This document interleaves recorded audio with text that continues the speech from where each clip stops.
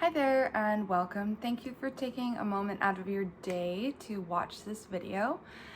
I'm here today to talk about an important issue that is relevant to my work in the field of early childhood education, but is also relevant to society as a whole.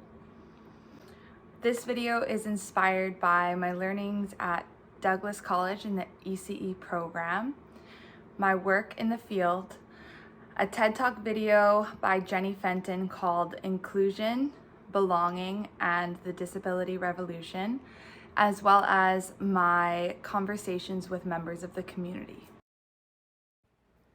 To start off with, I'd like you to finish this sentence.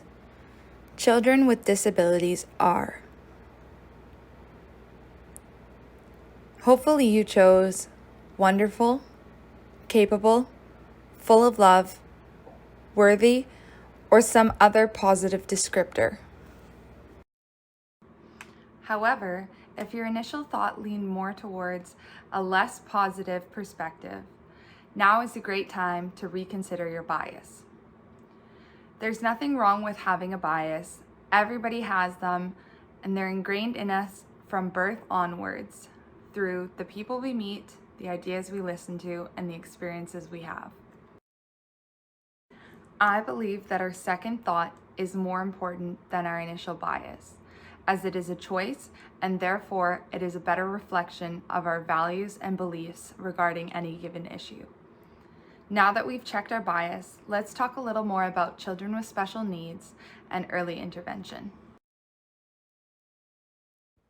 When considering children with disabilities, do you picture children with visible disabilities? Or are those with invisible disabilities also on your radar? It's important to remain aware that you cannot always tell when a child has special needs simply by looking at them. Educators like myself may notice a pattern of behaviors in a child that indicate a potential underlying diagnosis, but when we point it out to the families, often we are met with resistance. There may be many reasons for this, including the stigma surrounding people with special needs and the behaviors they present, as well as the family's parenting or perceived failure, the family culture, emotions brought up by the potential for a special needs diagnosis, lack of support within their family or the community, and misconceptions or stereotypes surrounding specific diagnoses. While it is understandable for a mixture of emotions to be brought up by the potential for a special needs diagnosis, it's important to consider all the facts relevant to the issue. Everyone is whole. That is the notion put forth by Jenny Fenton in the TED Talk that I mentioned earlier in the video. To elaborate, this means that every individual has unique needs, strengths, and interests. And when children receive the support they need, they develop the confidence they need to succeed. You are not alone. 22% of Canadians live with at least one disability. That's over 1 in 5. With a special needs diagnosis often comes a grieving process. But it's important to remember that, as Jenny Fenton states, no one died, only an idea. There are many benefits that come along with getting a diagnosis. Firstly, information can be provided to the family regarding their child's condition and needs, which can give the family confidence in caring for their child and also benefits the child as they are better understood. Likewise, that information can then be passed on to educators who will in turn have better understanding of the child's needs and behaviors.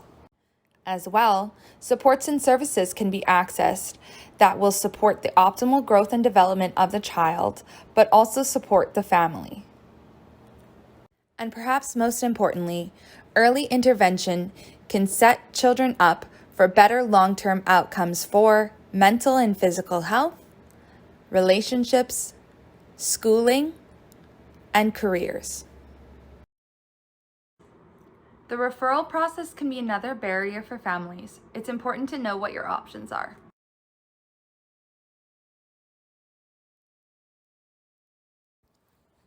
Talk to your family doctor. They can address your concerns and assess your child's development, as well as refer you to specialists.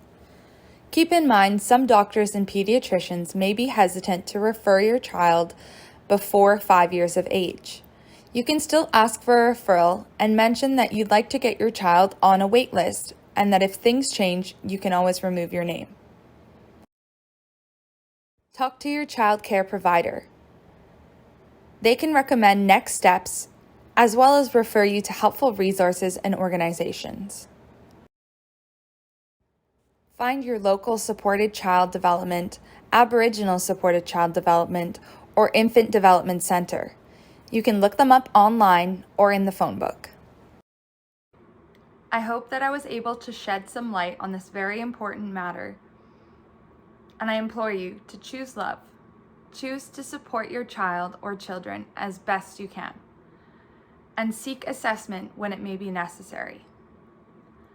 Let's work together to eliminate the stigma surrounding disabilities, as there's nothing to be ashamed of.